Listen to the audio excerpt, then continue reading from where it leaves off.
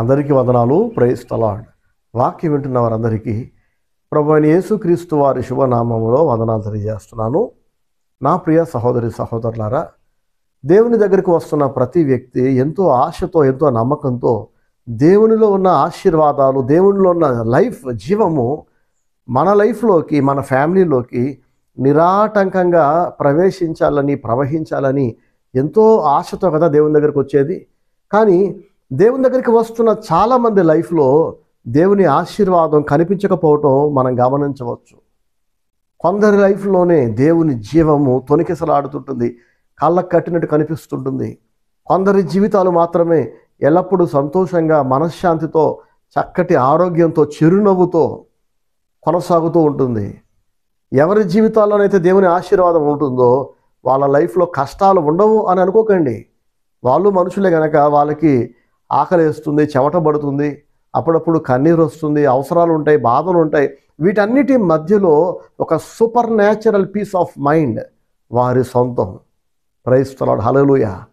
Super natural అంటే అది మానవాతీతమైన శక్తి అన్నమాట.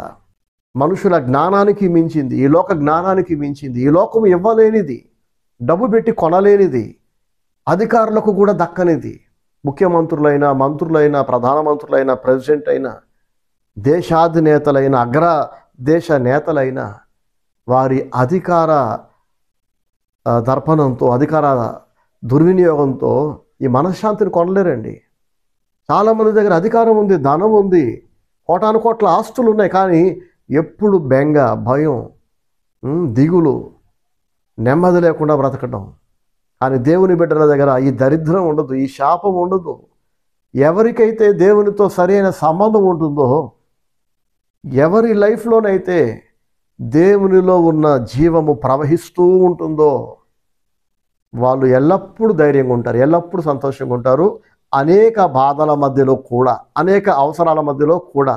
ఇది డిఫరెన్స్, గుర్తుపెట్టుకోండి.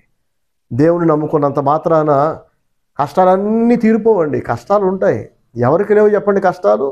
ఎంతో భక్తిగా బతికిన యోసేపు లైఫ్లో ఎన్ని కష్టాలు చెప్పండి. యోసేపు పడ్డాని కష్టాలు ఒకవేళ మీ లైఫ్లో దేవుడు రాణిస్తా అంటే మీరు గుండాకి చేస్తారు, తెలుసా? అప్పటి వరకు తండ్రి రొమ్మున అనుకున్న గారాల పట్టి ప్రియమైన కొడుకు, అన్నీ అనుకూలంగా ఉన్న యోసేపుకి యువరాజులా బతికాడు. హఠాత్తుగా 24 hours తర్వాత చూస్తే ఐగుప్తులో బానిసగా సంఖ్యలతో కట్టబడి, కాళ్ళు చేతులు దయనీయమైన స్థితిలో, హాఫ్ నేకెడ్గా లేదా కంప్లీట్ న్యూడ్గా ఉన్నాడేమో తెలియదు. బానిసలు అలాగే కుక్కల్లా ట్రీట్ చేసేవాళ్ళు, చాలా చీప్గా ట్రీట్ చేసేవాళ్ళు. 24 hours బ్యాక్ లేదా వారం క్రితం నేను మా నాన్న దగ్గర యువరాజులో ఉన్నా. ఏంటి నాకు సడన్గా నా జీవితం ఇలా తలకిద్దులు అయిపోయింది. కళలో కూడా యోసేపు ఊహించుకొని ఉన్నాడు కదండి, తండ్రికి దూరం అవుతానని, అన్నలే ద్రోహం చేస్తారని. తన తోడబుట్టిన, తన రక్త సంబంధికులు, తోడబుట్టిన అన్నలండి, సొంత అన్నయ్యలు, వాళ్ళు ఇంత కపటాన్ని మనసులో దాచుకొని, ఇంత పగ దాచుకొని, ఇంత అసూయను దాచుకొని, మనసులో ఇంత ద్వేషాన్ని నింపుకొని ప్రతిరోజు బయటికి మాత్రం చిరునవ్వుతో Joseph, where are you Joseph, ఎలా ఉన్నావు జోసెఫ్ అని ఎత్తుకున్నారని, ముద్దాడారని, గారం చేశారని యోసేపుకి అప్పుడు తెలియదు కదా.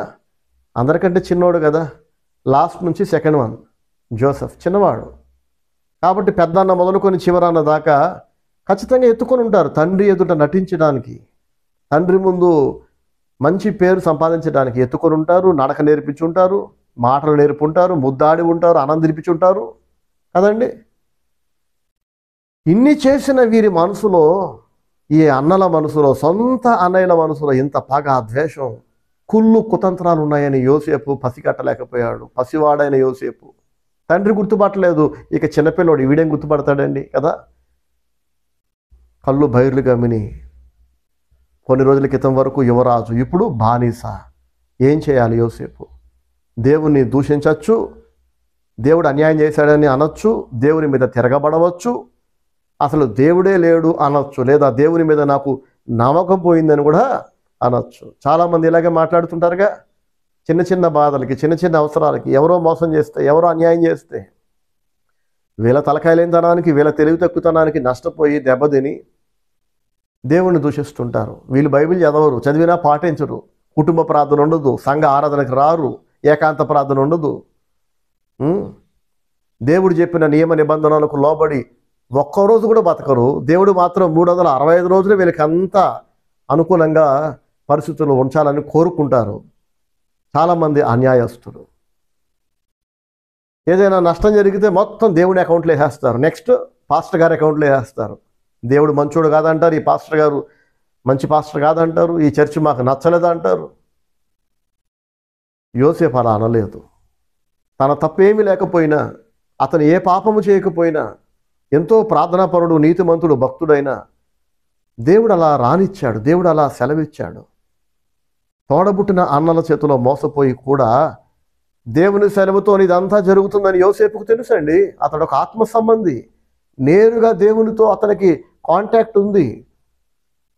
తన బాల్యము నుండే దేవుడు యోసేపుతో మాట్లాడుతున్నాడు, పరలోక సంబంధమైన దర్శనాలు చూపిస్తున్నాడు, జరగబోయే సంభవాలు ఎంతో స్పష్టంగా యోసేపుకి దేవుడు చూపిస్తున్నాడు. ప్రతిరోజు ప్రార్థించడం, దేవునికి బలులు అర్పించడం యోసేపుకి అలవాటే. కానీ ఇప్పుడు కష్టం వచ్చింది, శ్రమ వచ్చింది.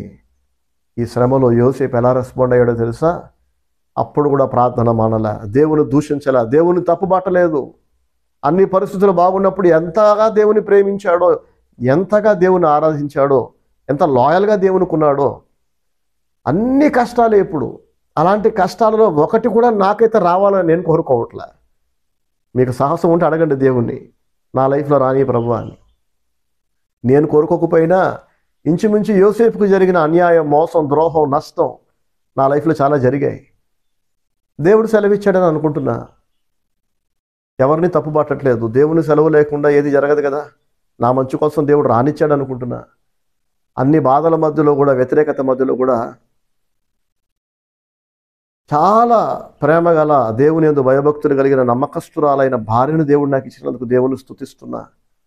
ఆ బాధ అంతటిని ఎంతోమంది సొంత వాళ్ళు చేసిన మోసం, నమ్మక ద్రోహం, కీడు, ఇది సరైన పదం, ఈ కీడంతటిని మరిపించేలాగా వాళ్ళందరినీ ఒక్క మంచి వైఫ్తో దేవుడు రీప్లేస్ చేశాడు. సో దేవుని వల్ల ఆదరించబడుతున్నా యోసేపు అయితే దేవుణ్ణి దూషించలేదు, తప్పు పట్టలేదు, ప్రార్థన మానలే, పవిత్రత వదులుకోలే. అదే పవిత్రత. చిన్న చిన్న వాటికి కాంప్రమైజ్ అయిపోతారు చాలామంది భక్తి విషయంలో. మేము ఎందుకు దిగజారామంటే, ఎందుకు భక్తిహీనంగా బతుకుతున్నామంటే, ఒక చిన్నపిల్ల చెప్పుద్ది, ఎందుకు బొట్టు పెట్టుకున్నానంటే, ఎందుకు గడ్డి తిన్నానంటే, పెళ్ళి కాకుండానే ఎందుకు సహజీవనం చేస్తున్నానంటే, నేను దేవుని నమ్ముకున్న వ్యక్తిని అయినా కూడా దేవుని నమ్మని వ్యక్తిని పెళ్లి చేసుకోవడానికి ఎందుకు సిద్ధపడ్డానంటే నా పరిస్థితులు. ఏం చేయమంటారు బ్రదర్? ఏమాత్రం దేవుని భయం ఉండదు, సిగ్గు ఉండదు. ఒక విశ్వాసి మరొక విశ్వాసిని మాత్రమే పెళ్లి చేసుకోవాలి. అలా కాదని మీరు మొండిగా అవిశ్వాసిని పెళ్లి చేసుకుంటే పెళ్ళి అవుతుంది, కానీ మీకు సంతోషం ఉండదు, నెమ్మది ఉండదు. ఎవడును కొత్త బట్టకు పాత బట్ట మాసిక వేయుడు, వేసిన ఎడల ఆ కొత్త బట్ట పాత బట్టను చింపేస్తుందన్నాడు యేసయ్య. ఎవడును పాత తిత్తులలో కొత్త ద్రాక్ష రసము పోయడు అన్నాడు యేసయ్య. పోస్తే ఏమవుతుందంటే ఆ పాత తిత్తులు పిగిలిపోయి కొత్త ద్రాక్ష రసము మట్టి పాలైపోతుంది. కాబట్టి కొత్త ద్రాక్ష రసము కొత్త తిత్తుల్లోనే పోయాలి, పాత ద్రాక్ష రసము పాత తిత్తుల్లో పోయాలి అన్నాడు యేసయ్య. విశ్వాసి మరొక విశ్వాసిని పెళ్లి చేసుకోవాలి. అవతల వ్యక్తికి బాప్తిసం ఉండదు, చెప్పుకోవడానికి క్రైస్తవులు. వాడు నిజంగా క్రైస్తవుడైతే, ఆ అమ్మాయి నిజంగా క్రైస్తవురాలైతే యేసుక్రీస్తునందు విశ్వాసం ఉంచి పూర్తిగా నీట ముంచబడిన బాప్తిసం పొందాడా? బాప్తిసం కూడా పొందని ఒక అవిశ్వాసిని కేవలం మీ కులమని, లేదా కట్నం ఇస్తున్నారని, లేదా కట్నం తీసుకోవట్లేదని అనులు వేసుకునే లెక్కలన్నీ వేసి, పిచ్చి లెక్కలు వేసి, వాక్యంతో సంబంధం లేకుండా, దేవునితో సంబంధం లేకుండా పెళ్లి చేసేస్తారు. పెళ్ళి అయిపోతుంది. 4 రోజుల తర్వాత అక్కడ స్టార్ట్ అవుతుంది అసలైన పెళ్ళి. కలిసి ఉండలేక, విడిపోలేక, ఎందుకు చేసుకున్నానా అని చెప్పి. ఎందుకో దేవుడు మా పట్ల చాలాని చూడట్లేదు బ్రదర్. నువ్వు చేసే అన్ని పెట్ట పనులే. ఒకటైనా మంచుకుందా? ఒకటైనా దేవునికి భయపడుతూ బతుకుతున్నావా? ఒక నిర్ణయం వాక్యానుసారంగా ఉందా? పిల్లలు తప్పు చేస్తే తల్లిదండ్రులు గద్దించాలి. పిల్లలు తప్పు చేస్తుంటే తల్లిదండ్రులు ఏమాత్రం సిగ్గు లేకుండా, భయం లేకుండా, చూసి చూడనట్టు గాలికి వదిలేస్తే దేవుడు ఎలా తోడుంటాడు? దేవుడిలో ఉన్న జీవము ఆ తల్లిదండ్రుల్లోనైనా, ఈ బిడ్డల్లోనైనా, ఆ కుటుంబంలోనైనా, వారి చేతి పనులలోనైనా ఎలా ప్రవహిస్తుంది? వారికి ఎలా నెమ్మది ఉంటుంది? వారి చేతి పనులు ఎలా దీవించబడతాయి? వారికి ఎలా దేవుని కాపుదల కంచె ఉంటుంది చెప్పండి. దేవుడు దూరం జరిగిపోతాడు, అప్పుడు దయ్యాలు వస్తాయి. దయ్యాలు కంటికి కనిపించవు, అవి దురాత్మలు. ఆత్మ అంటే నేరుగా మన కంటికి కనిపించదు, కానీ వాటిని మనం ఫీల్ అవ్వచ్చు. ఒకసారి చూడండి, పాడుబడ్డ బంగ్లాల్లో, శ్మశానాల దగ్గర ఎవరు లేకపోయినా ఎవరో వచ్చి తాకినట్టు, ఎవరో మన పక్కన ఉన్నట్టు అనిపిస్తుంటే చూడండి. చాలామంది హేతువాదులు కొట్టిపారేస్తుంటారు, దయ్యం లేదు, గాడిద గుడ్డు లేదని. కానీ దయ్యాలు ఉన్నాయి, దురాత్మలు ఉన్నాయి. అవి కంటికి కనిపించకపోయినా వాటిని మనం ఫీల్ అవ్వచ్చు. ఈవిల్ స్పిరిట్ మన పక్కన ఉన్నప్పుడు, మన ఇంట్లో ఉన్నప్పుడు, మన లైఫ్లో ఉన్నప్పుడు వాటి లక్షణాలు మనకు అర్థమైపోతుంటుంది. అక్కడ నెమ్మది ఉండదు, అక్కడ అయోమయం ఉంటుంది, గందరగోళం ఉంటుంది. ఏ ఇంట్లో అయితే దురాత్మలు ఉంటాయో, దురాత్మల ఆధ్వర్యంలో ఏ ఇల్లు అయితే అల్లాడిపోతుంటుందో ఆ ఇంట్లో మనశ్శాంతి ఉండదు. ఎవరికి మొగుడు పిల్లలకి మధ్య సఖ్యత ఉండదు, యూనిటీ ఉండదు. అందరూ ఒక తాటి మీదకి రాలేరు. ఏ నిర్ణయం అయినా సరే విడిపోలేక కలిసి బతుకుతుంటారు. ఎవరి ఇష్టం వాళ్ళది, ఎవరి ప్రపంచం వాళ్ళది, ఎవడి గోల ఆడిది. బయటికి మాత్రం అందరూ కలిసి పబ్లిక్లో, సమాజం ఎదుట ఉత్తమ భార్యాభర్తల జంటలాగా, ఉత్తమ తల్లిదండ్రులు బిడ్డల్లాగా, ఉత్తమ అన్నదమ్ముల్లాగా, ఉత్తమ అక్కా చెల్లెల్లాగా ఫోజులు కొడుతుంటారు. నవ్వుకుంటూ ఒక సెల్ఫీ దిగుతారు, గ్రూప్ ఫోటో వాట్సాప్లో పెడతారు, ఫేస్బుక్లో పెడతారు, సోషల్ మీడియాలో పెట్టుకుంటారు. వీళ్ళ బతుకులు ఇలాగే తెల్లారిపోతాయి, ఇలాగే తగలబడిపోతాయి. అందరి ముందు నవ్వుతూ, తెర వెనక అంటే ఎవరు లేనప్పుడు ఏడుస్తూ, ఒకరినొకరు తిట్టుకుంటూ, కొన్నిసార్లు కొట్టుకుంటూ, మనశ్శాంతిగా ఒక ముద్ద తినలేక, మనశ్శాంతిగా ఒక రాత్రి కూడా నిద్రపోలేక. భర్త అంటే భార్యకి గౌరవం ఉండదు, ఎందుకంటే వాడికి పెళ్ళాం అంటే ప్రేమ ఉండదు. అందరి ముందు మాత్రం భార్యను తెగ కేర్ చేస్తున్నట్టు, తెగ ప్రేమిస్తున్నట్టు వీడు వేరే లెవెల్ యాక్టింగ్ చేస్తుంటాడు. అందరి ఎదుట మా ఆయన్ని అడిగి చెప్తాను బ్రదర్, నా మొగుడిని అడిగి చెప్తాను బ్రదర్. ఇంట్లో వాడికి కుక్కకిచ్చే విలువ కూడా ఇవ్వదు ఈ భార్య. అందరి ముందు జస్ట్ కవరింగ్. ఇలాంటి వేషధారులైన యాక్టర్స్ని ఎంత మందిని చూశానో, ఎన్ని వేల మందిని చూశానో. భర్తకి కనీస విలువ కూడా ఇవ్వని భార్యలు పబ్లిక్లో మాత్రం నటిస్తుంటారు. భార్య అంటే రవ్వంత ప్రేమ నేను వాళ్ళందరి ముందు ప్రేమ ఒలకబోస్తుంటారు. కానీ అది అర్థమైపోతుంటుంది, ఇదంతా యాక్టింగ్ అని, ఇది నటనని, ఇది నిజం కాదని. ఎందుకు ఈ దరిద్రం, ఎందుకు ఈ దుస్థితి అంటే అక్కడ దేవుడు లేడు, దయ్యాలు ఉన్నాయి, ఈవిల్ స్పిరిట్స్ ఉన్నాయి. ఎందుకు దేవుడు లేడు అని అంటే వీళ్ళు దేవునికి భయపడట్లేదు, దేవునికి ప్లేస్ ఇవ్వట్లా. ఫస్ట్ ప్లేస్ దేవునికి ఇస్తే దేవుడు చెప్పినట్టు వింటారు. ఎంతో కొంత కానుకలు దేవుని సేవకుడు మొఖాన కొట్టేస్తే దేవుడు మోసపోతాడా? పాస్టర్ గారు ఒకవేళ సర్లే ఈ పనికి వాళ్ళు మారరు సావరు, ఎంత చెప్పినా వినట్లేదు, దేవుడే చూసుకుంటాడని పాస్టర్ గారు ఒకవేళ మీ కానుకలు తీసుకొని జోబులో పెట్టుకొని praise the Lord brother, praise the Lord sister, God bless you అని వెళ్ళిపోయినా మిమ్మల్ని దీవించేది ఎవరు చెప్పండి? మీ ఇంట్లో ఉండాల్సింది ఎవరు చెప్పండి? 24 hours 7 days in a week 365 days pastor గారు కాదు కదా. పాస్టర్ గారు సాటిస్ఫై అయిపోతే చాలా, మీకు పాస్టర్ గారిని సంతృప్తిపరిస్తే చాలా. చాలామంది మంచి మంచి సేవకులు నాలాంటి వాళ్ళు, నాతో సహా ఎంత చెప్పినా వినట్లేదని ఇక వాళ్ళ కర్మకు వదిలేసి నేను దేవుని సేవ చేసుకుంటూ ముందుకెళ్ళిపోతున్నా.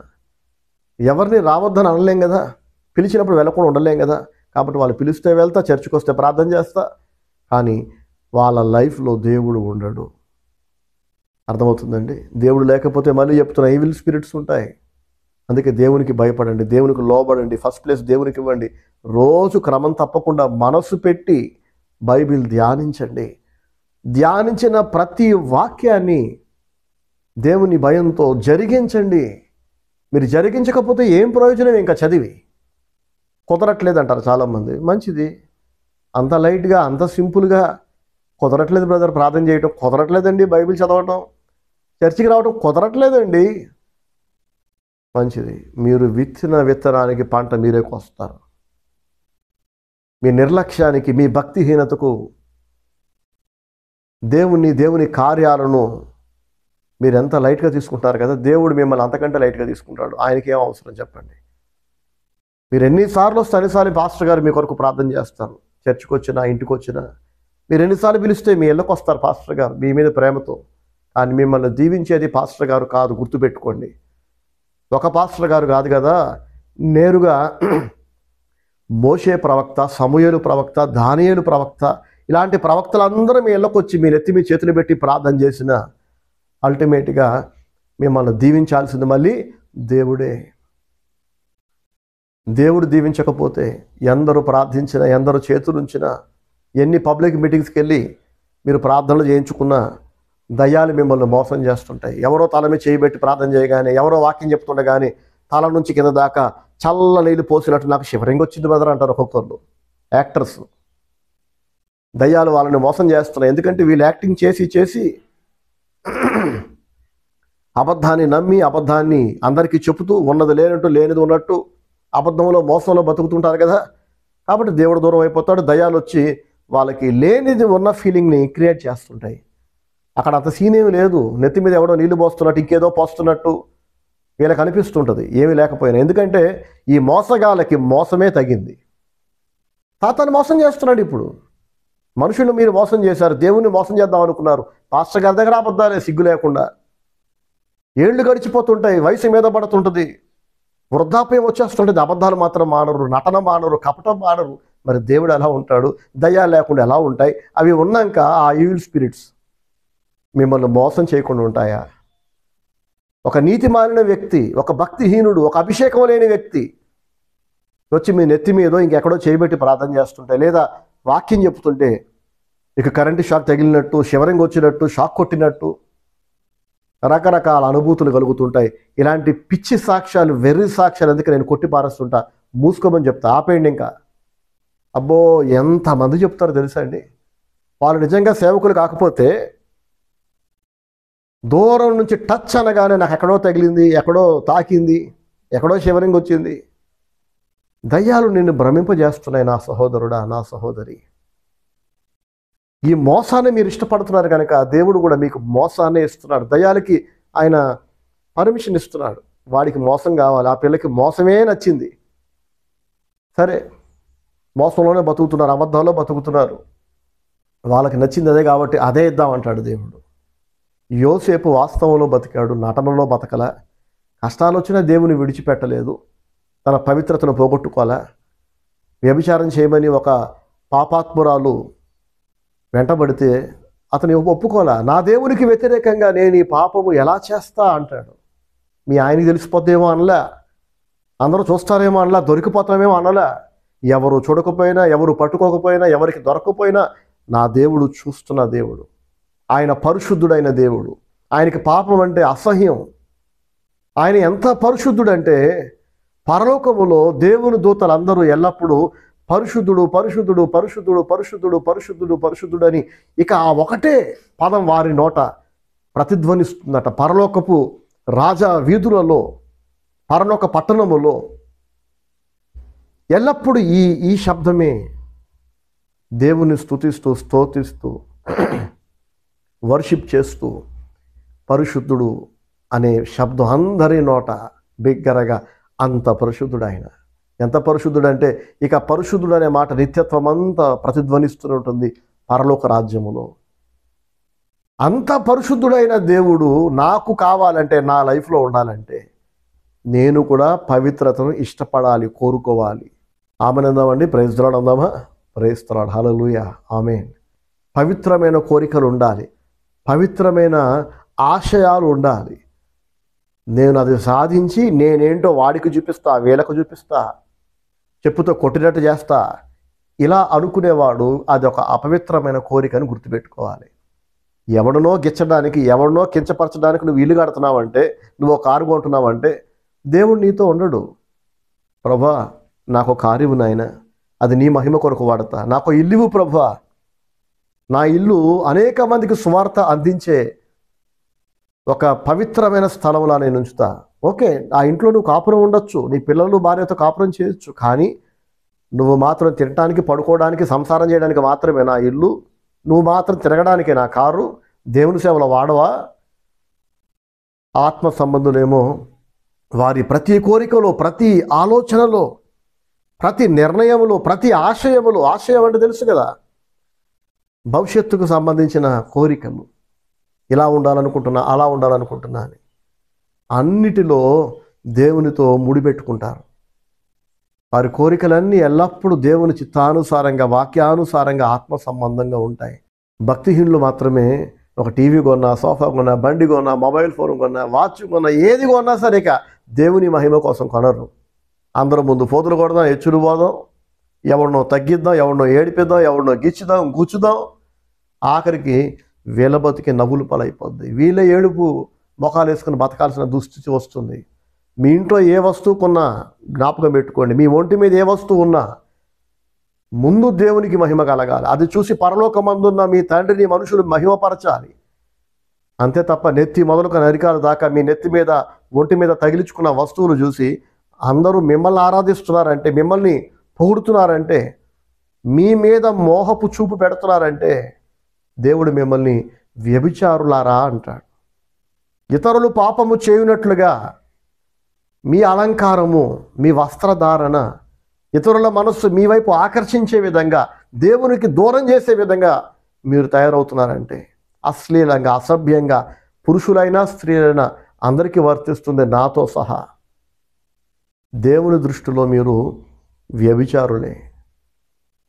దేవుడు అసహించుకుంటాడు, మీ లైఫ్లో నుంచి ఆయన వెళ్ళిపోతాడు. అర్థమవుతుందండి? బలహీనమైన మనసు కలిగిన వాళ్ళు మొదలుకొని బలమైన మనసు కలిగిన వాళ్ళు దాకా మీ అందచందాలు చూసి, మీ అలంకరణ చూసి వారి మనస్సులు మీ వైపు తిప్పబడుతున్నాయంటే వాక్యం వైపు కాకుండా, దేవుని వైపు కాకుండా. దేవుడు మీతో ఉండడు. ఆయన లేడంటే దయాలు ఉంటాయి, అప్పుడు మీకు మనశ్శాంతి ఉండదు, సంతోషం ఉండదు, ఇంకా చెప్పుకున్నాం కదా, ఆరోగ్యం ఉండదు, కాపుదల ఉండదు, వరుస ప్రమాదాలు జరుగుతాయి, ఇంట్లో ఉన్న ప్రమాదాలు జరుగుతాయి, వీధిలో ఉన్న ప్రమాదాలు జరుగుతాయి. చాలామంది నా వాక్యం విని నా మీద కూడా ఏడుస్తూ ఉంటారు. మా మేకప్ మా డబ్బులతో కొనుక్కున్నాము, మా తండ్రికి లేని ఇబ్బంది, నా మొగుడికి లేని ఇబ్బంది, మా ఇంట్లో వాళ్ళకి లేని ఇబ్బంది మీకెందుకంటే నాకు ఇబ్బంది ఏం కాదు, దేవునికి ఇబ్బంది. మీరు దేవుడు కావాలనుకుంటున్నారు కదా, దేవునిలో ఉన్న సకల ఆశీర్వాదాలు మీ లైఫ్లోకి రావాలని కోరుకోరే కదా నా దగ్గరకు వస్తున్నారు, నా వాక్యం వింటున్నారు, నాతో ప్రార్థన చేయించుకుంటున్నారు. అప్పుడు చెప్పాల్సిన బాధ్యత నా మీద ఉంది కదా. నెత్తి నా బొట్టున్న, నెత్తి మొదలుకొని అరికాలు దాకా అందరి కళ్ళు మీ వైపు తిప్పుకునేలాగా, అందరినీ మీ వైపు ఆకర్షించేలాగా మీరు తయారైతే మీరు దేవుని దృష్టిలో ఘోరమైన పాపం చేస్తున్నారు. నా మాటలు మనసులో పెట్టుకోండి. మీ లైఫ్లో దేవుని జీవం ఉండదు, మీకు సంతోషం ఉండదు, మీకు ఆరోగ్యం ఉండదు. అమ్మయ్య రికవర్ అయ్యాం కదా ఒక దరిద్రం నుంచి, ఒక జబ్బు నుంచి, ఒక అనారోగ్యం నుంచి అని అనుకునే లోపే ఇంకో దరిద్రం, ఇంకో అనారోగ్యం. ఒకళ్ళు రికవర్ అయ్యే లోపు మరొకరు అడ్డం పడతారు. సంవత్సరం పొడుగున నిత్య కళ్యాణం పచ్చతోరణం అన్నట్టు ఎవరో ఒకరు జబ్బును పడటం, ఎవరో ఒకరు హాస్పిటల్ చుట్టూ తిరగటం, ఇలా ఎంతకాలం చెప్పండి? దేవుని ఆశీర్వాదం ఉండాలిగా మీ మీద. కాబట్టి అంటున్నాను, తయారవ్వండి, చక్కగా తయారవ్వండి. చూడండి, నేను తెల్ల చొక్కా నా భార్య నీట్గా ఐరన్ చేసి ఇచ్చింది, నాకు ఐరన్ చేసుకున్నా. తలకి, మీసాలకి, గడ్డానికి చక్కగా ఎక్కడెక్కడ టాలెంట్లు ఉన్నాయో చక్కగా రంగేసుకున్నాను. కొందరు అడుగుతుంటారు, అది రంగా బ్రదర్, మేము న్యాచురల్ హెయిర్ అనుకున్నాం. 25 ఏళ్ళు నిండేసరికే తెల్లెంటుకలు వస్తున్నాయండి చాలామంది చిన్న చిన్న పిల్లలకి. 30 ఏళ్ళు వచ్చేసరికే సగం మీసాలు గడ్డం తల నెరిసిపోతుంది బోళ్ళంతమందికి. 45 నిండి 46 నిండడానికి దగ్గర వస్తున్నాయి నాకు. తెల్లెంటుకలు రాకుండా ఉంటాయా? ఏదైనా మితముగా. ఎంత మితముగా అంటే దానికి ఒక లెక్క ఉందా, ప్రమాణం ఉందా అంటే చూడండి, షర్ట్ ఐరన్ చేసుకోకుండా నెరిసిన గడ్డంతో, నెరిసిన మీసాలతో ఒకవేళ నేనైనా ఇంకెవరైనా వీధిలోకి నడుచుకుంటూ వెళ్ళాం, వెంటనే సమాజంలో వచ్చే ఒక ఒపీనియన్ ఏంటో తెలుసా?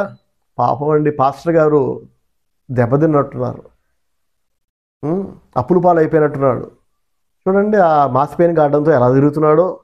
మాసిపోయిన చొక్కా వేసుకొని తిరిగితే ఎంత చులకం చేస్తారో ప్రజలు, మాసిపోయిన జుట్టుతో, మాసిపోయిన గడ్డం మీసాలతో తిరిగితే కూడా అంత చులకన చేస్తున్నారు సమాజం. నన్ను చులకన చేస్తే పర్వాలా, నేను చేస్తుంది దేవుని సేవ, దేవుని సేవకుడిని. పాపం అండి, దేవుని సేవ చేసి దెబ్బతిన్నాడు ఈ పాస్టర్ గారు అని ఎవరైనా నా గురించి మాట్లాడుకోవటం నాకు ఇష్టం లేదు. దేవుడు నన్ను ఎంతో దీవించాడు, నన్ను ఎంతో ఆశీర్వదించాడు, అది నువ్వు నమ్మితే ఏంటి నమ్మకపోతే ఏంటి అని నేను లైట్గా తీసుకోలేను. ప్రజలందరి ఎదుట నేను నమ్మిన నా దేవుడు, జీవము కలిగిన యేసుక్రీస్తు, నన్ను పిలిచిన గొప్ప దేవుడు ఆయన, ఆ యేసయ్య నన్ను ఆశీర్వదించాడు. దేవుని సేవ చేసి నేనేం దెబ్బతినలా, అడుక్కు తినలా, వీధిన బడలా, గొప్ప దేవుడు ఆయన అని నా మాట ద్వారా, నా బ్రతుకు ద్వారా, నా చర్యల ద్వారా, నా బట్టల ద్వారా, తల మొదలుకొని అరికాల వరకు, నా మీసాలు కావచ్చు, గడ్డం కావచ్చు, జుట్టు కావచ్చు, నా బొచ్చు కావచ్చు, ఏదైనా సరే దేవుని నామానికి అవమానం కలిగించకుండా నేను జాగ్రత్త పడుతున్నా, కేర్ తీసుకుంటున్నా. అంతే తప్ప కుర్రోడ్లా కనపడాలి, యువకుడిలా కనిపించాలి. యువకుడిలాగా ఎవరూ కనిపించరు, వయసు మీద పడుతుంటుంది. నేను ఇంకా యువతిలా కనిపించాలి, పెళ్లి కూతురులా కనిపించాలి. పిల్లలు పెళ్లి వయసుకు వస్తున్నాక తల్లిదండ్రులు పెళ్లి కొడుకులా పెళ్లి కూతురులా కనిపిస్తారా? అది సాధ్యమేనా చెప్పండి? ఎలా సాధ్యం? ఒకప్పుడు మిస్ ఇండియానో మిస్ యూనివర్సో ఐశ్వర్య రాయ్, ఇప్పుడు చూడండి ఎలా ఉందో. ఎంత మేకప్ వేసుకున్నామా సినిమా ఫంక్షన్లోకి వస్తుంది, మీడియా ముందుకు వస్తుంది. కానీ 16 ఏళ్ల వయసులో ఉన్న ఐశ్వర్య రాయ్ 50 ఏళ్ల వయసులో, 46 ఏళ్ల వయసులో అలాగే ఉంటుందా? ఎంత మేకప్ వేసినా. మహానటి శ్రీదేవి చనిపోతే ఫుల్ మేకప్ వేసి కాఫిన్ బాక్స్లో పెట్టారు. ఆమెకి ఇష్టమైన లిప్స్టిక్ రాశారట శవానికి, ఆమెకి ఇష్టమైన మేకప్ వేశారంట. కానీ అది శవం కాకుండా పోతుందా? ఆమె ముసలు దావకుండా ఉంటుందా చెప్పండి? అందుకే అక్షయమైన అలంకారము పెట్టుకోమన్నాడు దేవుడు. ఇవన్నీ మళ్ళీ ఎందుకు చెప్తున్నానంటే, దేవునిలో ఉన్న జీవం మీలో ప్రవహించాలంటే క్షయమైన వాటి మీద మీ మనసు పెట్టకండి, మోటల్ థింగ్స్ మీద పెట్టకండి. ఇవాళ ఉంటే రేపు వాడిపోయేవి. పొద్దున మేకప్ వేశారు, గంట తర్వాత గట్టి వాన కొట్టింది అనుకోండి, తుఫాన్లోకి వెళ్ళారు అనుకోండి, మీ మేకప్ పెట్టుపోద్ది. ఇంకా ఏ మేకప్ లేకుండా వర్షంలో తడిచి వచ్చిన వాళ్ళు న్యాచురల్గా ఉంటారు, మీరు గలీజ్గా కనిపిస్తారు. ఆ పిచ్చి రంగులన్నీ సగం సగం కారి కదా. మీరు మీలా ఉండండి, దేవునికి నచ్చినట్టు ఫస్ట్ ఉండండి, తర్వాత మీకు నచ్చినట్టు మీరు ఉండండి. నేటి సమాజం నానుడు ఏంటో తెలుసా అండి? నేటి సమాజం యొక్క మనస్తత్వం ఏంటో తెలుసా? Love your self. నీకు నచ్చినట్టు నువ్వు ఉండు, నిన్ను నువ్వు ప్రేమించుకో, నీకు నచ్చింది తిను. తర్వాత షుగరు, బీపీలు, గుండె జబ్బులు వచ్చి గుండె కోసినా ఇంకేం కోసి పారేసినా పర్వాలా, నీకు నచ్చింది తినే, కడుపు నిండా తిను. నీ డబ్బు నీ ఇష్టం, నీ నోరు నీ ఇష్టం. అలా తినద్దు ముర్రో నేను చెప్తున్నా. ఎక్కడ ఆరాధన జరిగినా, ఎక్కడ వాక్యం చెప్పినా, ప్రతి ఆదివారం ఆరాధనలో లేదా ఎక్కడ హౌస్ మీటింగ్లో అయినా సరే నేను దేవుని వాక్యంతో పాటు మనుషులందరినీ హెల్త్ కాన్షియస్గా బ్రతకమని, తినమని ప్రేరేపిస్తుంటా, ఎంకరేజ్ చేస్తుంటా. నోటికి నచ్చిన చెత్త ఫుడ్ అంతా, దరిద్రం అంతా తినకండి. తొందరగా వృద్ధాప్యం వచ్చేస్తుంది, తొందరగా అనారోగ్యాల బారిన పడతారు, త్వరగా చస్తారు. మీ దేహమే మీకు భారంగా మారిపోతుంది. ఉసూరుమంట నడవలేక నడవటం, మంచం నుంచి దిగినా, మంచం ఎక్కినా, మోషన్కి వెళ్ళినా, ఇది పోసుకోవాల్సి వచ్చినా కష్టంగా, ఆయాసంగా మీ దేహమే మీ పాలిట శాపంగా మారుతుంది. ఒక 50 కేజీల బియ్యం బస్తా భుజాన పెడితే ఎంత కష్టపడి మోయాల్సి వస్తుందో, జబ్బుల బారిన పడితే మీ దేహాన్ని మీరు ఈడ్చుకుంటూ వెళ్ళాల్సి వస్తుందండి. ఒక్క ప్రయాణం చేస్తే టక్కుమని మొన్నబడతారు. వారం 10 రోజుల పాటు తిరిగి లేవలేరు, కళ్ళు తిరుగుతుంటే గర్రమన. వారం తర్వాత కూడా ఏంటంటే, పోయిన వారం పలానా ఊరెళ్ళి వచ్చామండి. ఇంతకా ఊరు ఎక్కడ? 20 కిలోమీటర్లు, 40 కిలోమీటర్లు, ఎక్కువ అంటే 50 కిలోమీటర్లు. ఎంతమందో తెలుసండి ఇలాంటి వాళ్ళు మన సేవలో. మాకెక్కడ కుదురుద్దండి పాస్టర్ గారు అని చెత్త ఫుడ్డే తింటుంటారు. 3 పూట్ల వైట్ రైస్ తింటారు, చక్కగా తెల్లటి ఇడ్లీలు తింటుంటారు, నూనెలో ముంచి తీసిన పూరీలు తింటారు, గారెలు తింటారు. మరి మీరు తినరా బ్రదర్ ఇవన్నీ అంటే, ఎందుకు తిన్ను? పుష్టిగా తింటా. నాలాగా మీరు తినలేరు, నాలాగా మీరు ఉపవాసం కూడా ఉండలేరు. కానీ ఏదైనా మితంగా తింటా, కంట్రోల్గా తింటాను, అప్పుడప్పుడు తింటాను, రెగ్యులర్గా హెల్తీ ఫుడ్ తీసుకుంటా, రెగ్యులర్గా ఎక్సర్సైజ్ చేస్తా, నేను నా భార్య బిడ్డలు. అలాగే నోరేం కట్టుకోం. ఎవరో ఒకరు తీసుకొస్తారు, గారెలు చేస్తారు, పూరీలు చేస్తారు, మేము చేసుకుంటాం.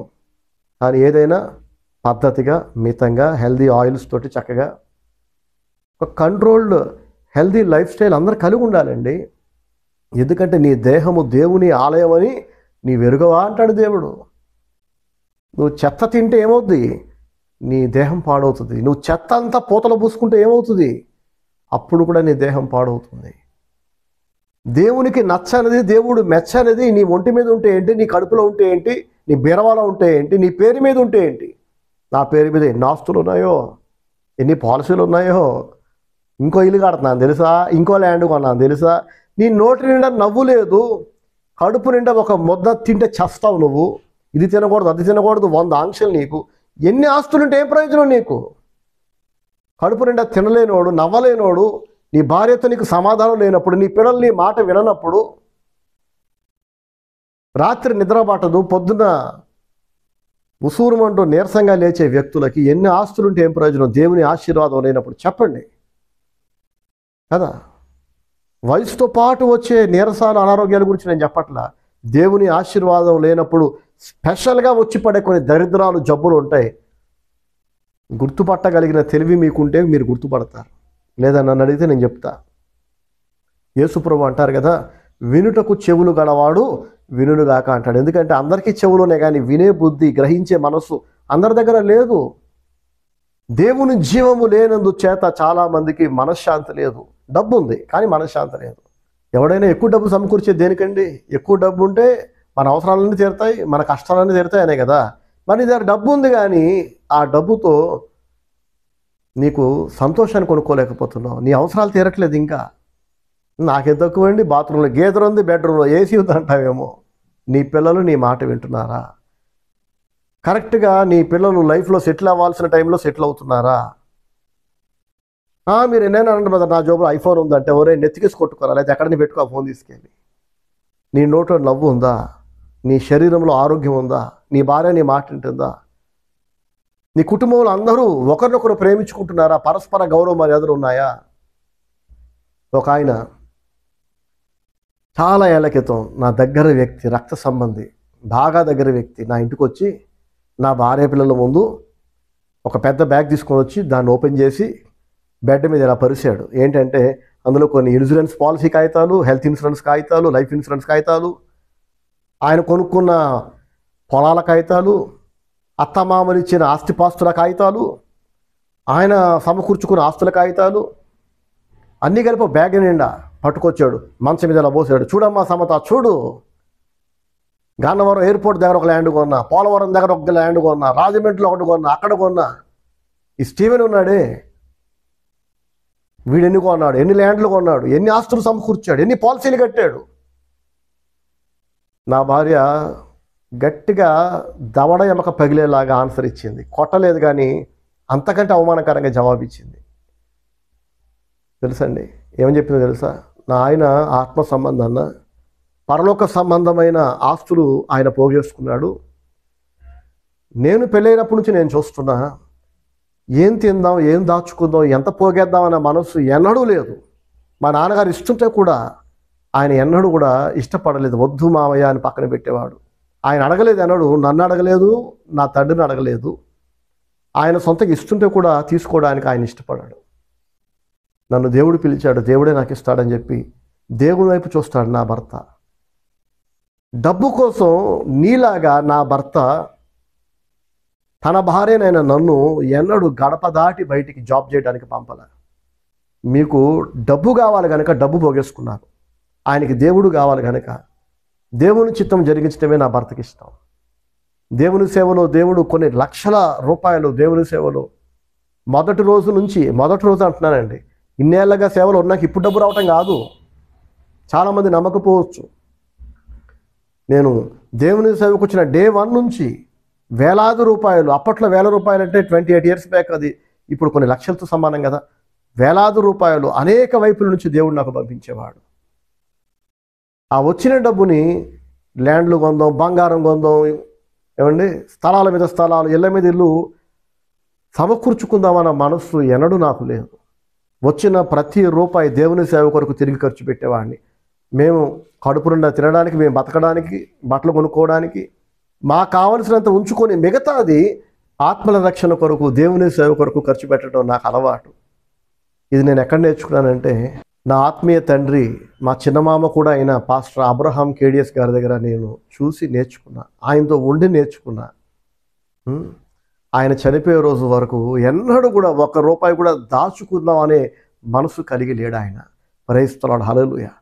ఆయన దగ్గరే నా భార్య కూడా ఆత్మీయంగా ఎదిగింది, ఆయన దగ్గరే బాప్తిసం తీసుకుంది.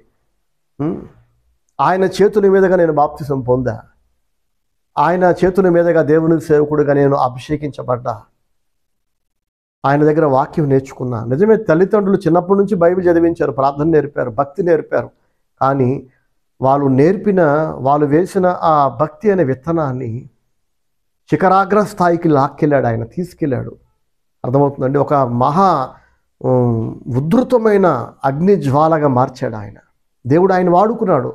మా చిన్న మేనమామ గారిని, పాస్టర్ అబ్రహాం కేడిఎస్ గారిని, కేడి శామ్యూల్ అంటే చాలామందికి అర్థమవుతుంది, కేడి శామ్యూల్ గారు వాడబడ్డారు. ఆయన ద్వారా నేను దేవుని సేవకుడిగా నేను మార్చబడ్డా. ఇవాళ జరుగుతున్న సేవ అంతటికి ఆయన పునాది వేశారు. ఆయన తిండి మీద ధ్యాస పెట్టలేదు, ఎప్పుడు బట్టల మీద సోయి లేదు ఆయనకి. మంచి బట్టలు వేసుకోవాలి, అందరి ముందు గ్రాండ్గా అనిపించాలి, ఖరీదైన మంచాలు ఇవన్నీ ఆయన మెయింటైన్ చేయలే. ఎల్లప్పుడూ దేవుని సంతోషపెట్టాలి, దేవుని చిత్తాన్ని జరిగించాలి. చనిపోతే దేవుని చేరుకోవాలి. ఇది కదా ఒక దైవజనుడికి ఉండాల్సిన లక్షణాలు కదండి.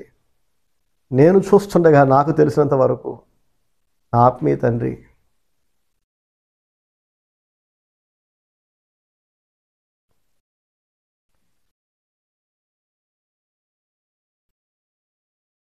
పాస్టర్ అబ్రహాం కేడిఎస్ గారు ఒక హెల్త్ ఇన్సూరెన్స్ కానీ, లైఫ్ ఇన్సూరెన్స్ కానీ, ఏమండి బంగారం పోగేయటం కానీ, బంగారు బిస్కెట్లు కానీ ఇవేమీ పోగు చేసుకోవాలా.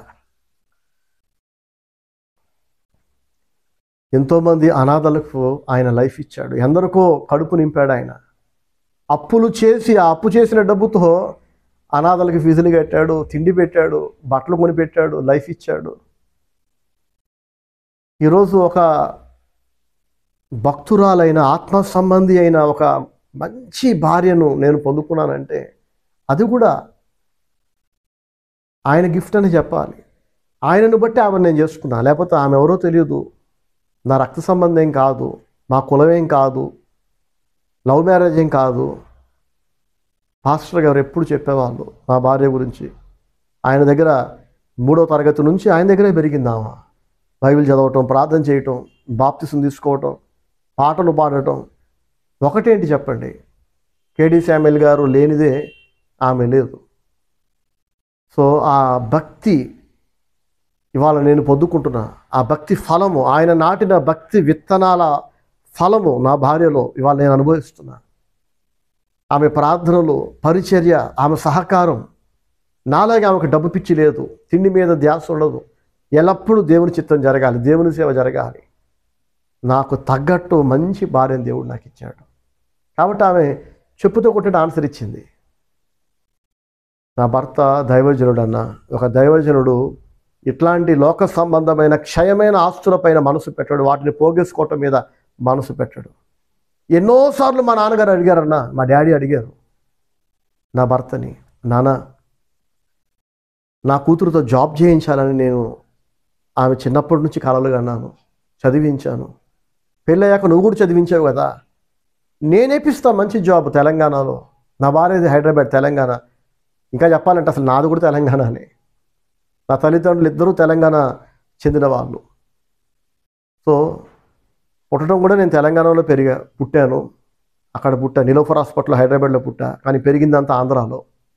కాబట్టి తెలంగాణ అంటే ఎంత ప్రేమో ఆంధ్ర అంటే అంతే ప్రేమ, ఇంకా ఎక్కువ ప్రేమ అని చెప్పాలి. నా ఆంధ్ర అనే ప్రేమ, ఇక్కడే పెరిగాను కదా. సరే ఏదేమైనా తెలంగాణలో నేను జాబ్ ఇప్పిస్తానా అని కొన్ని వందల సార్లు మా మామగారు నన్ను బ్రతిమిలాడారు. ఎంత బ్రతిమిలాడినా నేను ఒప్పుకోలేదు, నా భార్య ఒప్పుకోలే. దేవుడు నాతో మాట్లాడి నా సేవ కొరకు నేను ఎన్నుకున్నా, నువ్వు నా సేవకుడివి, నీ సమయం అంతా, నీ ఓపిక అంతా, నీ బలమంతా, నీ యవనం అంతా, నీ లైఫ్ అంతా నాకు ఇచ్చేయి, నేను నిన్ను పోషిస్తా అన్నాడు దేవుడు. నిన్ను అంటే ఎవరండి? నేను అంటే రేపు నా పెళ్ళైతే నా భార్య, నా పిల్లల్ని కూడా కదా. కాబట్టి నేనును నా ఇంటి వారును యెహోవాను సేవిస్తామంటాడు దైవజనుడైన యెహోషువ. Praise the lord, hallelujah. So డబ్బుకు కొదువ ఏర్పడితే అడుక్కు తినే పరిస్థితి వస్తే అప్పుడు ఎలాగో ఏదో ఒక పని చేసుకుందాం. కానీ ఈరోజు దాకా దేవుడు ఆ పరిస్థితి ఎన్నడూ మాకు రానిలా. మా అవసరాలు తీరగా ఇంకా ఎందరికో అనేక అవసరాల మధ్యలో కూడా మేము సాయం చేసే స్థితిలోనే దేవుడు మమ్మల్ని ఉంచాడు. ఎవరైతే ఈ పాలసీ కాగితాలన్నీ తీసుకొచ్చి మంచం మీద వేసి ఆమెలో నా పట్ల, నా భార్యలో నా పట్ల తిరుగుబాటుని నాటుదామని, చూడండి అన్న అయితే ఎన్ని ఆస్తులు సమకూర్చాడో, మీరు ఉన్నారు ఆయనలాగా, లేదా ఆయనలో సగం కూడా మీరు ఆస్తులు సమకూర్చలేదని నా మీద సనగాలని, గోనగాలని, నాతో గొడవపడి పుట్టింటికి వెళ్ళిపోవాలని, మా కుటుంబాన్ని బ్రేక్ చేద్దామని సైతాను చేసే పనులన్నీ చేశాడండి. సైతాను ముద్దుబిడ్డ, డబ్బు కోసం పెంట తినే రకం, పరమనీచుడు, పరమ దుర్మార్గుడు. ఇంత దరిద్రుడు కాబట్టే ఎల్లప్పుడూ భార్య పిల్లల్ని టార్చర్ చేస్తుంటాడు, నరకం చూపిస్తుంటాడు. ఎంతకాలం భరిస్తారు వాళ్ళు కూడా? ఏదో ఒకరోజు భార్య కూడా తిరగబడి తంతది కదా, అత్తమ్మావులు తిరగబడతారు కదా ఆస్తి కోసం వాళ్ళని వేధిస్తే. కాబట్టి ఇన్ని ఆస్తులు సమకూర్చిన ఈ మహానుభావుడు, ఈ శరీర సంబంధి, లోక సంబంధి దుర్మార్గుడు మనశ్శాంతి లేక భార్యతో గొడవపడి ఎన్నోసార్లు రైల్వే స్టేషన్లో పడుకుంటాడు వెళ్ళి, ప్లాట్ఫామ్ పైన, బస్ స్టాప్లో పడుకుంటాడు వెళ్ళి. ఏంటంటే ఇంటికి వెళ్తే మనశ్శాంతి లేదురా, నెమ్మది లేదు, సంతోషం లేదని అందరూ చెప్తా ఉంటాడు. దీన్ని ఎత్తుని కొట్టుకోడాక ఆ స్థలాలు, ఆ ఇల్లు, ఆ గోల్డ్, చెప్పండి. సడన్గా నేను పోతే నా భార్య పిల్లలకి ఇవన్నీ సెక్యూరిటీగా ఉంటాయి, నీకేముంది అంటాడు ఆయన. విశ్వసించువాడు కలవరపడడు. ప్రైస్తవాడు. హల్లెలూయా. నన్ను పిలిచినవాడు నమ్మకస్తుడు, నమ్మదగినవాడు. నన్ను పోషించిన దేవుడు నా భార్య బిడ్డలను పోషిస్తాడు. అబ్రహాం కేడియస్ అనే గొప్ప దైవజనుడు శిష్యుడిని నేను. రక్త సంబంధాన్ని బట్టి కంటే కూడా ఆత్మ సంబంధాన్ని బట్టి నేను ఎక్కువ గర్విస్తా, ఆనందిస్తా. దేవునికి మహిమ కలుగును గాక. మరి ఆయనకి నాకేం మనస్పర్ధలు లేవా అంటే ఉన్నాయి, చాలా ఉన్నాయి. ఆయనకి నా పట్ల అసంతృప్తి ఉంది, నాకు ఆయన పట్ల అసంతృప్తి ఉంది. కానీ వీటన్నిటినీ మించి, అర్థమవుతుందండి, ఇద్దరు మనుషులు, తండ్రి కొడుకులైనా భార్యాభర్తలైనా అభిప్రాయ భేదాలు ఉంటాయి. అభిప్రాయ భేదాలు వేరును, రోజు తన్నుకు సావటం వేరు. ఒకరికి స్వీట్ నచ్చచ్చు, అదే స్వీటు నాకు నచ్చకపోవచ్చు. మా చిన్నమామయ్యకి స్వీట్లు, ఐస్ క్రీమ్లు అంటే తెగ ఇష్టం. అవి ఎక్కువ తినేసి త్వరగా చనిపోయాడు ఆయన.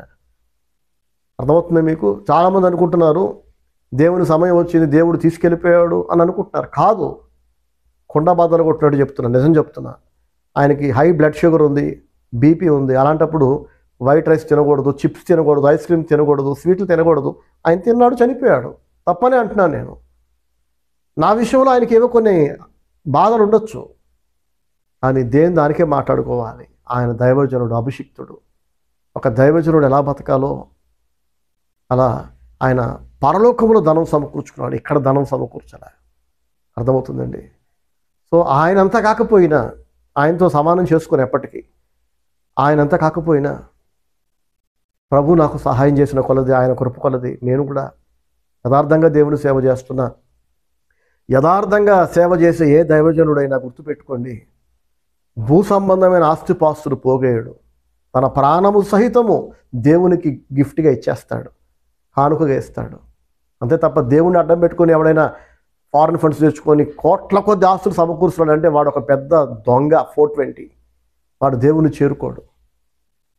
ఈనాడు అలాంటి దొంగ సేవకులు మనం కోట్ల కొద్ది చూస్తున్నాం కదా. ఎక్కడ పడితే అక్కడ గర్వంగా చెప్పుకుంటారు, పెద్ద చర్చి కట్టాం, పెద్ద ఇల్లు కట్టాం. అది నీ కష్టాతీతం కాదే కదా. ఎవడో కష్టం సొమ్మొకటిది సోకొకటిది అంటారు కదా. అలా దేవుని సేవ కొరకు ఇస్తున్న ధనాన్ని పర్సనల్ అసెట్స్ పెంచుకుంటున్నారు, ఆస్తులు పెంచుకుంటున్నారు దుర్మార్గులు. సరే, ఏదేమైనా వాక్యం ముగించే ముందు చెప్తున్నా, దేవునిలో ఉన్న జీవము మనలో ప్రవహించాలని కదా మనం దేవుని దగ్గరకు వచ్చేది. అది ప్రవహించినప్పుడు ఇక మీరెందుకు నామకార్థ క్రైస్తవులో బతికేది? ఇందా చెప్పా, చిన్న ఊరు ప్రయాణం చేస్తే అడ్డం పడతారని. అది కూడా మంచి హెవీ వాల్వో బస్సులో ప్రయాణం చేసి, మంచి కారులో ప్రయాణం చేసి కూడా అడ్డం పడిపోతే అంత బలహీనంగా మీ దేహాలు ఎందుకు మారిపోయాయి? ఒక రాత్రిలో అవ్వదుగా. ఏంటో స్టీవెన్ బ్రదర్ ఎప్పుడు చూసినా హెల్తీ ఫుడ్ తినండి, హెల్తీ లైఫ్ స్టైల్ మెయింటైన్ చేయండి అంటాడు, మేకప్ వేసుకోవద్దు అంటాడు. నా మొక్కం నా శరీరం మీకెందుకండి అంటారు కొంతమంది. మీరు వాక్యం చెప్పచ్చు కదా అంటే, ఒసే పిచ్చి మొహాలారా, ఒరే పిచ్చి మొహాలారా. నేను చెప్పేది వాక్యమేరా, బైబిల్లో ఉన్నది చెప్తున్నా. మీ దేహము దేవుని ఆలయము, దేవునికి మహిమ కలిగించేవి నీ దేహం మీద నువ్వు పెట్టుకో. మీకు మీరు అద్దంలో చూసుకొని ఫుల్గా తయారైన పురుషులైన స్త్రీలైన అద్దం ముందు నుంచొని నేను నెత్తి మొదలుకు అనేకాల దాకా తగిలించుకున్న ఈ అలంకరణ వల్ల నా దేవుడు మురిసిపోతాడా? మహిమ కలుగుతుందా? ఆత్మల రక్షణ జరుగుతుందా? వీటి వలన దేవుని గౌరవం పెరుగుతుందా? దేవుని స్తుతిస్తారా జనం అని మీరు ఆలోచించుకోండి. నేనైతే నమ్ముతున్నా. అద్దంలో నా ముఖం చూసుకున్నప్పుడు ఇదిగోండి ఈ మాసిన గడ్డం, మాసిన వెంట్రుకలు, మీసం కానీ తల కానీ ఎంత కావాలో అంత సింపుల్గా చక్కగా ఐరన్ చేసిన ఒక చొక్కా. అందరూ అడుక్కు తింటున్నాడేమో, స్టీవెన్ బ్రదర్ వీధిన పడ్డాడేమో, అప్పుల పాలు అయిపోయాడేమో అని ఎందుకు అనుకోవాలి? నన్ను చూసి, నా మాసిపోయిన బట్టలు చూసి, మాసిపోయిన గడ్డం చూసి అలా అనుకునే అవకాశం నేనేమోను. అందుకే అంటున్నాను, ఏది కూడా అతిగా చేయకండి, ఎంత అవసరమో అంత. ఫర్ ఎగ్జాంపుల్ మీకు చెప్తా, కొంతమందిని అన్నం తినే ముందు ప్రార్థన చేయమంటే, అందరి తరపున ప్రార్థన చేయమంటే వాళ్ళు ప్రార్థన మొదలెడతారు. ఇక ఆ ప్రార్థన ఎంత దారుణంగా ఉంటుందంటే, ఎంత సుదీర్ఘంగా ఉంటుందంటే అరగంట పట్టేస్తుంది. ఈలోపు వండిన అన్నం అంతా చాలగైపోతుంది. ఆ టైంలోనే ప్రభా ఆత్మల రక్షణ జరిగించు, ప్రభా నరేంద్ర మోడీని దీవించు, చంద్రబాబు దీవించు, వైఎస్ జగన్ని దీవించు, మా వీధిలో రోడ్డు లేదు ప్రభా, రోడ్డు అయ్యి ప్రభా, నా పిల్లలకి జాబ్ ఈ ప్రభా, చర్చిలో ఎవరికో ఆపరేషన్ జరిగి స్వస్థపరచు ప్రభా. ఇవన్నీ తినే ముందు చేసే ప్రార్థన అండి. అన్నం తినే ముందు ప్రార్థన చేయమంటే వండినోళ్ళు దీవించు, తింటున్న మమ్మల్ని దీవించు, లేనోళ్ళకి ఈ ప్రభా, అందరు తినగా మిగులినంత దీవించు ప్రభా అని ఏస్తున్నామో అడుగుతున్నాము తండ్రి, ఆమెనండి అయిపోతా. వేడి వేడి అన్నం చల్లగా అయిపోయి ఇక ఐస్ గడ్డ అయిపోయేదాకా కొందరు ప్రార్థిస్తుంటారు. చేసేది లేక నాలాంటి వాళ్ళు తినటం, చేయగడుక్కోవటం, అవతలకి వెళ్ళిపోయి చక్కగా రిలాక్స్ అవ్వటం కూడా జరిగిపోతుంది. దీన్ని మాత్రం చేస్తూనే ఉంటారు. ఇంకా తెలివి తక్కువతనం, అతి అంటారు దీన్ని.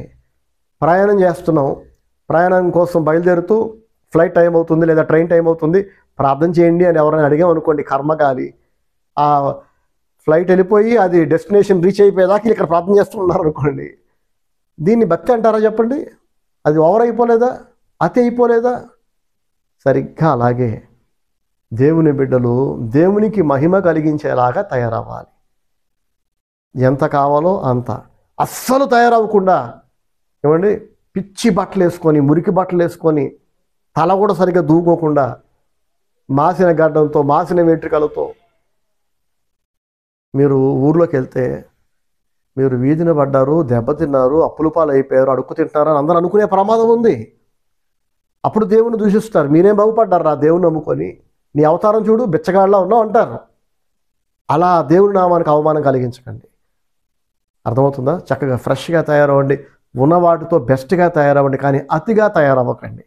అతి అంటే ఒక మాటలో చెప్పండి బ్రదర్, ఈ తలపోట అంతా ఏంటంటే ఇతరులను మీ అందచందాలతో మీ వైపు ఆకర్షించేలాగా, మీ వైపు వారి మనసును తిప్పుకునేలాగా కనుక మీరు తయారైతే మిమ్మల్ని మీరు ప్రశ్న వేసుకోండి, మిమ్మల్ని మీరు ప్రశ్నించుకోండి, మీ గుండె మీద చేసుకొని చెప్పండి. మిమ్మల్ని చూసి పరాయి పురుషులో, పరాయి స్త్రీలో ఒకవేళ మిమ్మల్ని ప్రేమించేలాగా, మిమ్మల్ని మోజుపడేలాగా మీరు తయారవుతున్నారంటే దేవుడు మీతో ఉండడుగాక ఉండడు. అలాగే తిండి, విచ్చలవిడి తిండి. కొందరు బ్రతిలాడుతుంటారు, వాళ్ళు తింటమే దరిద్రం, తినకండి అంటే ఇంటికి వెళ్ళినప్పుడు నాకు ఇస్తుంటారు, ఈ స్వీట్ తినండి బ్రదర్ బాగుందండి. ఎలా చెప్పాలో అర్థం కాదు వీళ్ళకి. స్వీట్స్ నేను కూడా తింటానండి, బర్త్డే రోజు, క్రిస్మస్ రోజు, అర్థమవుతుంది. ఏదైనా ఒకేషనల్గా తినండి, ఎప్పుడో ఒకసారి, వారానికి ఒకసారి తినండి, నెలకు ఒకసారి తినండి. ఇందా చెప్పాను కదా, నేను తినే తిండి చూస్తే చాలామంది గుండె బగిలి చేస్తారు. కడుపు నిండా తింటా, హెవీగా తింటా, నేను నా భార్య పిల్లలు. తిన్న వాళ్ళు ఇంత సన్నగా ఉంటారా అంటే చూడండి, తిన్నప్పుడు కడుపు నిండా తినాలి, ఎలాంటి ఆంక్షలు లేకుండా. అర్థమవుతుందా? ఉపవాసం ఉన్నప్పుడు మనసంతా ఉపవాసం మీద, దేవుని మీద పెట్టాలి, అప్పుడు తిండి మీద పెట్టకూడదు. నాలాగా తినలేరు చాలామంది, నాలాగా ఉపవాస ప్రార్థన చేయలేరు, నాలాగా ఎక్సర్సైజులు చేయలేరు, నాలాగా ప్రయాణాలు కూడా చేయలేరు. నాకు చాలా ఇష్టం టూ వీలర్ మీద, మంచి మోటార్ సైకిల్ మీద లాంగ్ రైడ్స్కి వెళ్ళడం నాకు ఇష్టం. అది కూడా మా చిన్నమామయ్య అలవాటు చేశాడు, మా పాస్టర్ గారు అబ్రహాం గేడియస్ గారు. ఆయన దేవుని సేవకు వచ్చిన కొత్తలో చాలా దూర ప్రాంతాలు బైక్ మీద వెళుతున్నాను తీసుకుని వెళ్ళేవాడు ఆయన. అప్పుడు నేను 7th క్లాస్ 8th క్లాస్ చదువుతున్నాను. అప్పటి నుంచి అలవాటు నాకు ఆయనతో ప్రయాణాలు చేయటం. చాలా దూర ప్రాంతాలండి. ఆయన మహా అంటే ఎక్కువ అంటే ఒక 150 కిలోమీటర్లు ప్రయాణం చేసేవాళ్ళు. కానీ నాకు ఇక బైక్ రైడింగ్ అంటే ఎంత ఇష్టం అంటే, కారు ఉన్నా కూడా, ఇవాళ మన సంఘస్థుల దగ్గర ఆల్మోస్ట్ 85% మంది దగ్గర సొంత కారులు ఉన్నాయి. ఎవరిని అడిగినా కారు తెచ్చిస్తారు. నాకు పెద్ద కారు ఉంది, 8 సీటర్ ఉంది. ఉంది కదా అని తిరగలేం కదా. వీలర్ మీద నేను ఒంటరిగా కాదు, నా భార్యని తీసుకొని ఇప్పటిదాకా నేను వెళ్ళిన లాంగెస్ట్ ట్రిప్ ఏంటంటే బెంగళూరు ఎలక్ట్రానిక్ సిటీ. 800 కిలోమీటర్లు, మధ్యలో ఒంగోలు ఆగి 500 కిలోమీటర్లు ఎంతో ప్రయాణం చేసినాక ఏలూరు నుంచి ఒక నైట్ హాల్ట్ చేసాం. పెద్ద తుఫానులో, భయంకరమైన తుఫాను, ఆ తుఫానులో నా భార్యను తీసుకుని ప్రయాణం చేశాను. హైదరాబాద్ అయితే లెక్కలేనన్ని సార్లు వెళ్ళా. 360 కిలోమీటర్లు ఏలూరు నుంచి. కర్నూలు దాదాపు 500 కిలోమీటర్లు ఏలూరు నుంచి బైక్ మీద వెళ్ళా.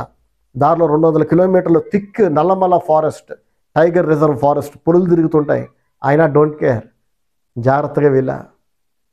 వైజాగ్ వెళ్ళా, భీమిలి వెళ్ళా. సో లాంగెస్ట్ ట్రిప్ ఏంటంటే ఎలక్ట్రానిక్ సిటీ బెంగళూరు. 2 సార్లు వెళ్ళొచ్చా, 800 కిలోమీటర్లు.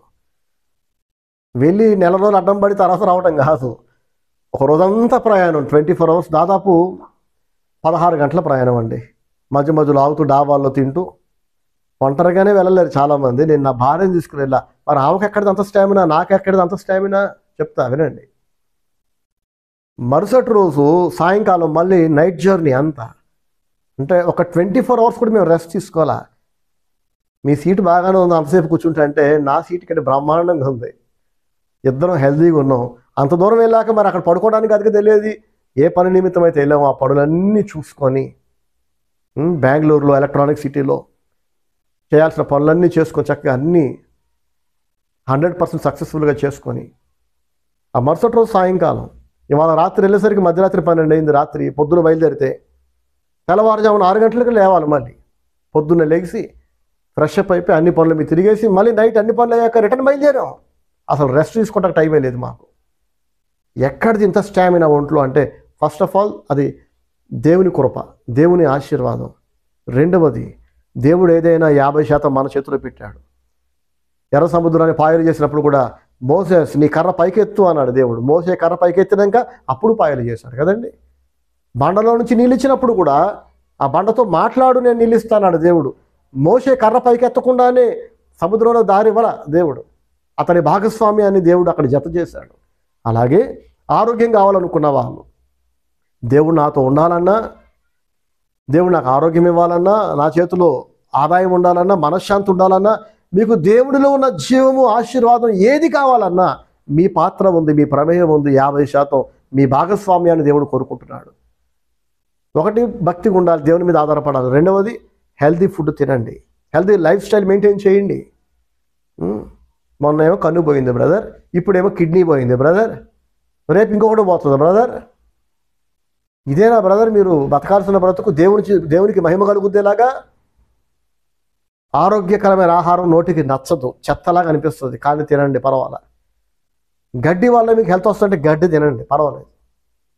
నోటికి రుచించేవన్నీ తిని త్వరగా చచ్చిపోయే కంటే, అవయవాలన్నీ బతుకుండగా కులిపోయే కంటే, మనం ఏం తింటామో దాన్ని బట్టి మన బాడీ తయారవుతుంది కదండి.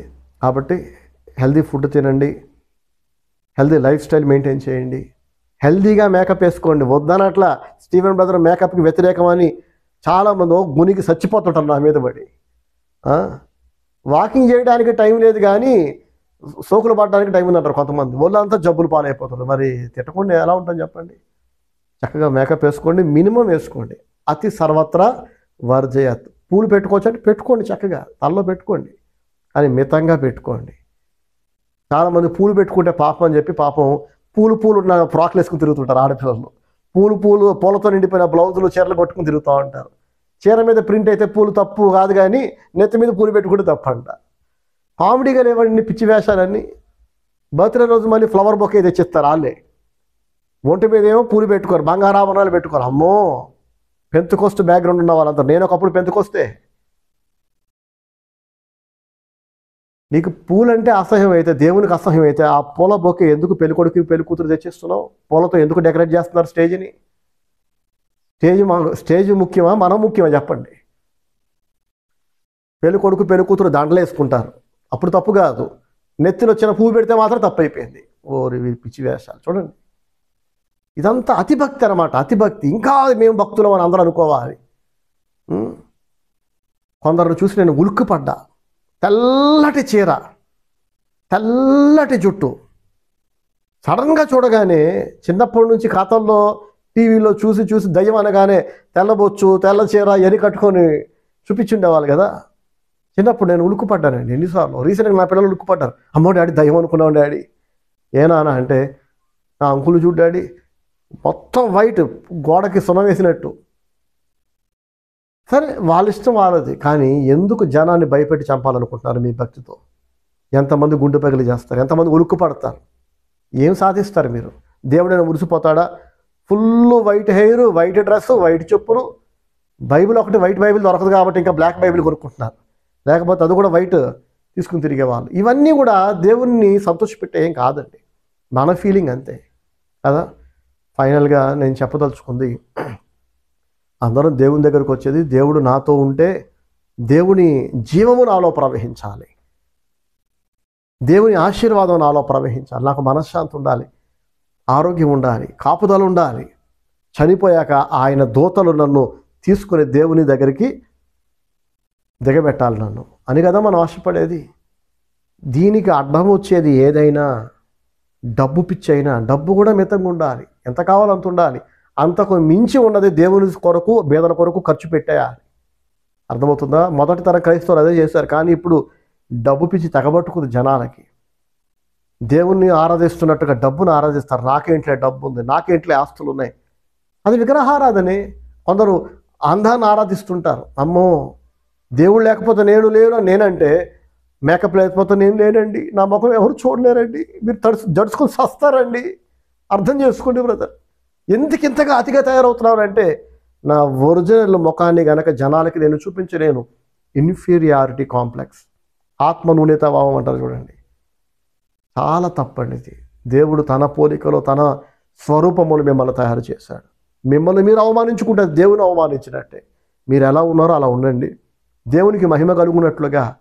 దేవుడు మిమ్మల్ని దీవించాడు, దీవించలేదు అని ఎవరు అనుకుంటున్నట్లుగా మితముగా తయారవ్వండి, పర్వాలేదు అని అతిగా వద్దు. ఏం చేసినా దేవుని మహిమ కొరకు చేద్దాం, దేవుని కలుగుందాం, యోసేపులాగా బ్రతుకుదాం. దేవుని దూషించకండి, తనగకండి, గుణగకండి.